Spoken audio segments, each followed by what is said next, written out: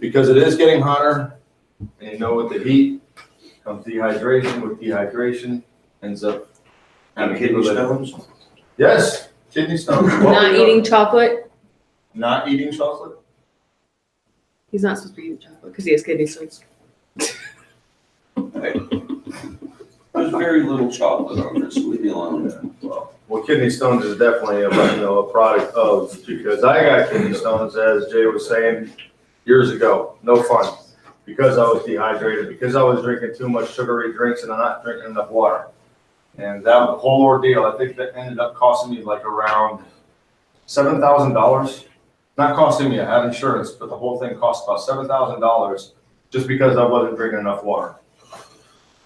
And I ended up still paying, I think, $700 out of pocket for the doctor's visit, for the MRI, for the ibuprofen that they, hooked up to me intravenously, and for the physician and for the lady that hit the button on the MRI. $700. Anyways, I'll play it. A lot of money just for not drinking enough water.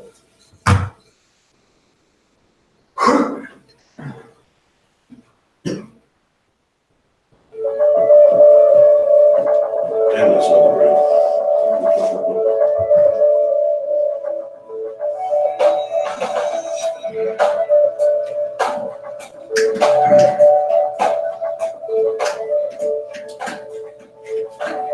It's that time of year again. As spring evolves into summer, the temperatures outside are beginning to soar. And while some parts of the nation will experience warmer weather sooner than others, ultimately, we all will have to deal with the heat. As hot conditions intensify and we continue to perform our regular job duties, the potential for illness also rises. Our bodies naturally attempt to maintain a constant internal temperature. When exposed to hot conditions, excess body heat is expelled when the amount of blood circulating to the skin is increased, allowing cooling to occur. As this heat exits your body, it may cause your skin to appear flushed. If the increased blood flow alone cannot cool the body, your sweat glands release perspiration onto the skin. As this perspiration evaporates from the skin, heat is removed, cooling the body and preserving its temperature. The body can only maintain its internal temperature if this process functions properly. If the process is interrupted or cannot regulate the temperature effectively for any reason, the symptoms of heat stress will begin to appear. Let's review some specific heat-related illnesses, starting with heat rash. Heat rash, sometimes called prickly heat, can occur when perspiration stays on the skin so long that the sweat glands become clogged. The rash is accompanied by a hot, prickly sensation. It also reduces our tolerance to heat by limiting our ability to sweat. To avoid contracting heat rash, take periodic breaks in cool areas to allow sweat to evaporate and your body to cool off. To treat heat rash, first allow the affected area to air dry, then gently clean with a mild non-deodorant soap. Rinse and pat dry thoroughly with a cotton towel. Avoid rubbing or irritating the skin. Heat cramps often occur after extended periods of heat exposure, combined with very heavy sweating. These cramps are painful muscle spasms of the abdomen, arms, and calves that result from extreme losses of water, salt, and other minerals. Water alone will not replenish the salt and minerals needed to prevent heat cramps. When working in hot environments with prolonged, profuse sweating, drink sports drinks or other fluids specially made to provide salt and minerals. Another heat-related illness with which you should be familiar is heat syncope. Heat syncope occurs when enough blood is directed to the skin to cool the body that it results in a lack of blood flow to the brain. This reduces or halts its function, causing fainting or severe dizziness. Heat syncope often occurs when a person must stand for long periods of time, or rises suddenly from a sitting or lying position during hot conditions. In addition to fainting and dizziness, symptoms of heat syncope can include headache, increased pulse rate, nausea, fatigue, dry mouth, and vomiting. I don't feel so good. If you or a coworker experiences these symptoms, it is imperative that you take action as soon as possible. Heat syncope can lead to the much more serious condition of heat stroke if ignored. Loosen the victim's clothing and have him lie down in a cool place and slightly elevate his feet for about 15 minutes. If possible, fan the victim or apply a cool compress to his forehead. After the victim regains his composure, have him slowly drink small quantities of water, clear juice, or a sports beverage approximately every 5 minutes. Up to this point, we've discussed several serious heat-related illnesses, but these conditions are rarely fatal. The two most severe illnesses, heat exhaustion and heat stroke, however, can be very deadly, especially if you don't respond to their symptoms promptly. Heat exhaustion is usually brought on by intense physical exertion in hot conditions. In such environments, profuse sweating causes dehydration and the loss of salt and other minerals. Besides intense sweating, victims of heat exhaustion often experience blurred vision and rapid breathing. Their skin may be moist and cool to the touch, and they usually have a weak pulse. The judgment of a victim of heat exhaustion can also become clouded, causing them to insist they are okay. If you discover a coworker in this condition, medical attention must be sought immediately. Get the victim to a cool area. Try to cool the victim by soaking with water or sponging with a cool damp cloth. It is also helpful to create airflow over the victim by fanning until help arrives. And have him take sips of water. About 8 ounces of water should be consumed approximately every 15 minutes. Keep in mind that heat exhaustion can kill. Unless the victim's internal temperature is brought under control, he or she will die.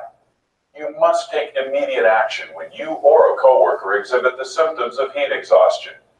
Heat stroke can also be fatal and have slightly different symptoms. The victims of heat stroke have hot, dry skin that may be spotted or red. Heat stroke victims may not appear to be sweating. Hurry up, man. You're not even breaking a sweat. Come on. I thought you could move faster.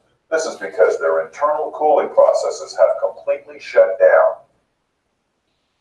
Heat stroke victims have an internal body temperature at near fatal levels.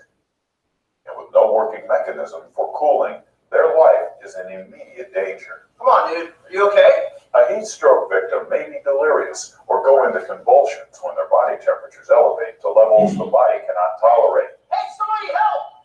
Hey, what's going on here? I What's think he's got heat stroke or something. You're gonna need to remove his clothes. I'll run and get some help. All right, dude. Hold on 1 second. First aid must be administered immediately to prevent brain damage or death. Have someone call for emergency help, then remove any of the victim's unnecessary clothing and lay him on his side so the skin will be exposed to as much air as possible. Hey, Donovan, bring the hose over here. We need to wet this guy down. Then, cool the person's entire body by sponging or spraying with cool water. Hey, man, come on with that water. Hey, I called 911. Here's some ice. If possible, apply ice packs to the groin, neck, and armpits where large blood vessels lie close to the skin surface. This helps cool the blood, which in turn helps cool the body. Create airflow over the victim by fanning the person, which will also help lower their body temperature. If your job requires you to work in hot conditions on a regular basis, the first step in preventing heat stress is acclimation. Acclimation is simply having your body adjust to the heat by gradually increasing exposure. It generally takes about 5 to 7 days of exposure to become acclimated, but the time may be shorter or longer depending on the individual. If you experience any heat stress symptoms or other health problems during the acclimation process, be sure to notify your supervisor. Before work activity begins, prehydrate your body by drinking about 16 ounces of fluid. Be aware that you can sweat out as much as a quart of water per hour. You should try to drink in as much liquid as you lose in hot conditions. In extreme temperatures, your company will provide drinking stations close to work areas. Cool-down areas will also be designated, along with a schedule of rest breaks dictated by the conditions. No matter how hot it is, always wear the appropriate personal protective equipment for your job. If If you don't wear it, it can't protect you. Your organization may have its own specific precautions and procedures for preventing heat-related ailments. It may include scheduling hot jobs for the cooler parts of the day, or reducing the duration of exposure for employees working in hot conditions. Many organizations establish a work schedule with mandatory rest periods and water breaks when certain temperature and humidity conditions exist. Working in the heat can sometimes be difficult and uncomfortable, but by using the knowledge you've learned today, you can perform your job safely without the health risk posed by high temperatures. So go out and have a great day. And a safe day. Will do, Bill.